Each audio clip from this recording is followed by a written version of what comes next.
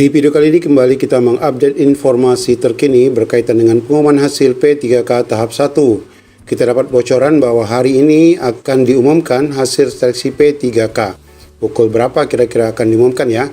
Di mana admin SS CSN sudah pun diperintahkan oleh BKN.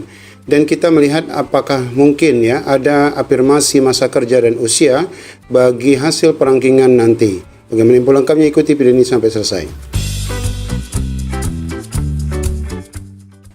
Ya, kita baru saja mendapatkan bocoran ya, informasi akurat 26 Desember 2024 akan keluar kelulusannya. Bapak Ibu, ada afirmasi khusus masa kerja di atas ya Bapak Ibu. Kode ini belum sesuai apa yang dibuat nanti kelulusan. Apa nih maksudnya ya? Dia nanti sistem kelulusannya kode penuh waktu dan kode paruh waktu ya Bapak Ibu. Nah, ini Bapak Ibu, apa mungkin ya ada afirmasi masa kerja ya saat pengumuman nanti? Karena dalam regulasi Kemenpan RB 347, 348, 349 tidak ada afirmasi untuk masa kerja. Untuk usia juga tidak ada. Untuk usia itu hanya ada saat adanya kesamaan nilai total, kemudian dilihat siapa kompetensi teknis paling tinggi. Jika masih sama, lihat manajerial sosial kultural paling tinggi. Jika masih sama, lihat wawancara paling tinggi, dan masih sama juga nilainya, baru dilihat siapa usia yang paling tinggi. Namun Bapak Ibu, kabar baiknya nanti kita akan tengok memang kode yang akan dikeluarkan oleh BKN nanti adalah benar-benar kode kelulusan penuh waktu dan paruh waktu. Dan kita berharap menjelang nanti malam 26 Desember 2024 ini akan diumumkan. Nah, di mana kita juga dapat informasi bahwa BKN minta admin SE CSN buka inbox, segera umumkan hasil seleksi P3K tahap 1. Nah, sebelum kita baca ini Bapak Ibu, kita sampaikan dulu hasil dari para kiriman rekan-rekan. Ini berkaitan dengan mekanisme dasar paruh waktu. Ini perlu kita sampaikan. Kami pernah membahas ini, tapi ini cukup menarik jika kita baca kembali. Di mana mekanisme P3K paruh waktu ini dirancang sebagai solusi ya sementara bagi tenaga non-ASN. Kemudian honorer yang belum mendapatkan formasi ASN penuh. Dalam skema ini, durasi kerja nanti hanya 4 jam dalam sehari atau 126 jam dalam per bulan. Masalah gaji dihitung berdasarkan UMR daerah dengan simulasi penghasilan sekitar 1.396.825 per bulan untuk daerah dengan UMR 2 juta. Jaminannya tidak akan turun gaji. Gaji P3K paruh waktu tidak boleh lebih rendah dari gaji honorer ya. Ini redaksinya seperti yang pernah kami bahas ya. Penggajian gaji P3K paruh waktu bersumber dari APBD ya, sedangkan P3K penuh waktu gaji bersumber dari P3K bersumber dari APBN.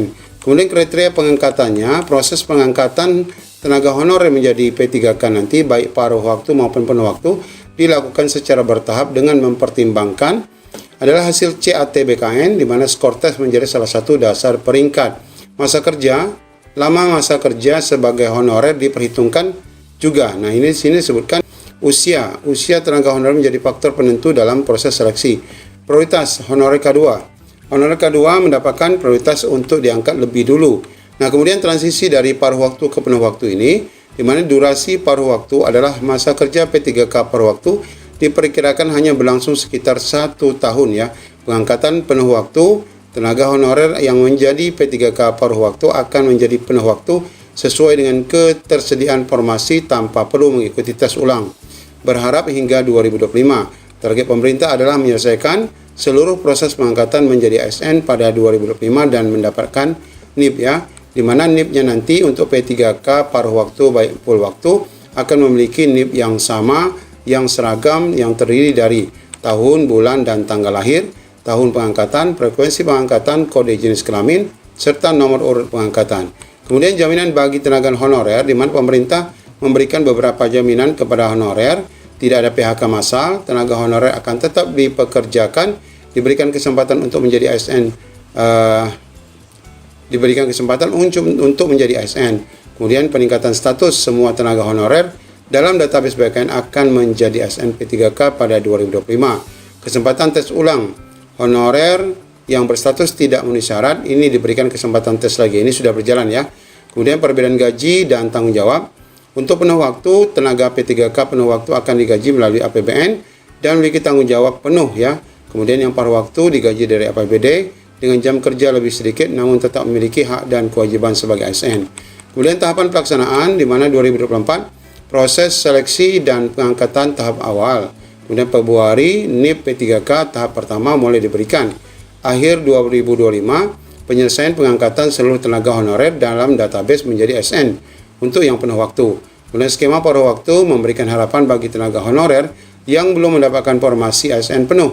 Namun beberapa tantangan perlu diatasi untuk yang paruh waktu, misalnya ketersediaan anggaran. Pemda harus memastikan anggaran APBD mencukupi untuk paruh waktu. Kemudian kejelasan regulasinya, pemerintah perlu segera menerbitkan PP Manajemen ASN untuk diberikan kepastian hukum. Kemudian motivasi tenaga honorer adalah pemberian informasi yang transparan dan adil akan meningkatkan semangat kerja tenaga honorer. Kemudian mekanisme P3K paruh waktu merupakan langkah awal yang strategis untuk mengatasi masalah tenaga honorer ini.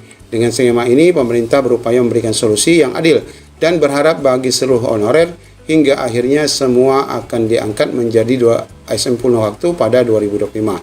Semoga informasi ini memberikan semangat baru bagi rekan-rekan semua dan terus berkarya untuk berkontribusi dalam pembangunan bangsa.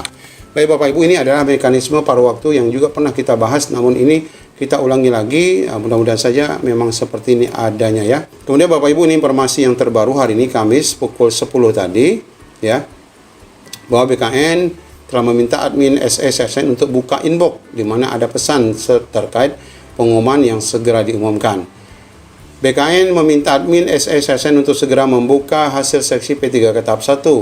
Bapak Muhammad Ridwan selaku PLT Kepala Biro Humas menyampaikan bahwa hasil seleksi sudah dikirim ke masing-masing Pemda melalui admin SSSN.